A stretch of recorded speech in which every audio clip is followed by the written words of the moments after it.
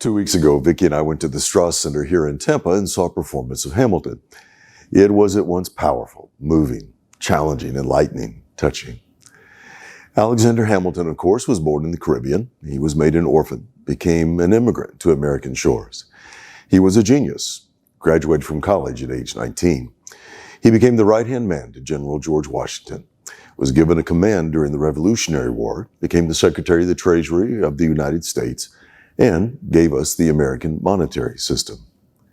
Now, throughout the play, there are multiple songs that are repeated, but most notably and most often is the song where Hamilton sings, "And I'm not throwing away my shot, not throwing away my opportunity, not throwing away my time."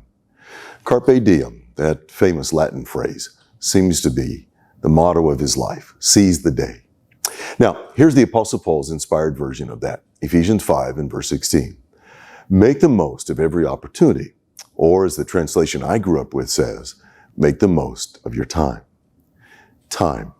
It's the one element that every person on this planet has in common. We may not speak the same language, eat the same food, salute the same flag. We may not understand each other's culture or faith or politics, but we all have the same amount of time in a day. An hour is the same in America as it is in Europe, as it is in Africa, as it is in Asia. Time is the same for all of us. The clock moves at exactly the same pace during a movie as it does during a sermon, although I acknowledge it may not seem that way. Time doesn't move faster in the city and slower in the country.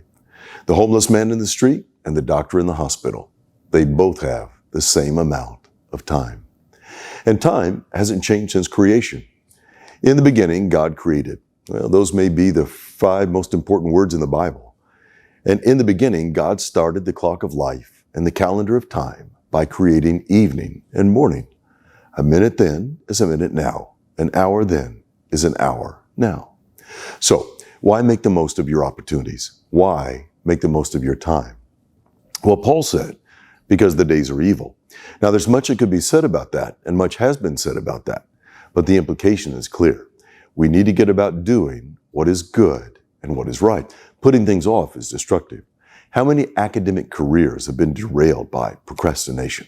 How many friendships fractured? How many spiritual lives lost because time and opportunity slipped away, never to return? No wonder the psalmist sang, "This is the day the Lord has made. I will rejoice and be glad in it." Or, as Mr. Hamilton might say, "And I'm not throwing away my shot." Just a thought.